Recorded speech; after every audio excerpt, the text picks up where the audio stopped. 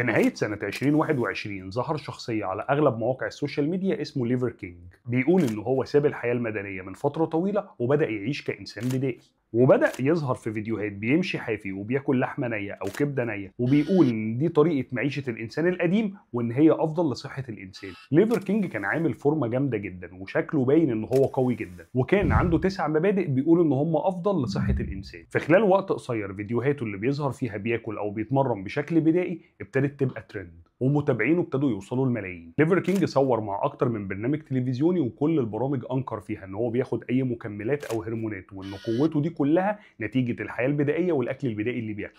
بعد فتره ليفر كينج بدا يسوق لمكملات ليها علاقه بالكبده النيه واللحوم النيه، وقال ان المكملات دي للناس اللي مش قادره تاكل لحوم نيه، ووصلت مبيعات المكملات دي لاكتر من 100 مليون دولار في سنه واحده. بس في نهايه السنه فضحوا واحد من شركائه وعرف الناس شخصيته الحقيقيه وازاي كان بيخدع الناس. الراجل اسمه براين جونسون وخريج كيمياء حيويه، وكان شغال في شركه مكملات غذائيه. عرضوا عليه يعمل شخصيه ليفر كينج، واتفقوا مع شركه انتاج اعلامي عشان يسوقوا للشخصيه دي، عشان بعد كده يستغلوها في بيع المكملات اللي عملت اكتر من 100 مليون دولار. طب بالنسبه لطبيعه جسمه، الراجل ده كان بيتمرن وبياخد كميه مكملات وهرمونات بشكل مبالغ فيه جدا، يمكن اضعاف كميه الهرمونات اللي بياخدها ابطال مستر اولمبيا.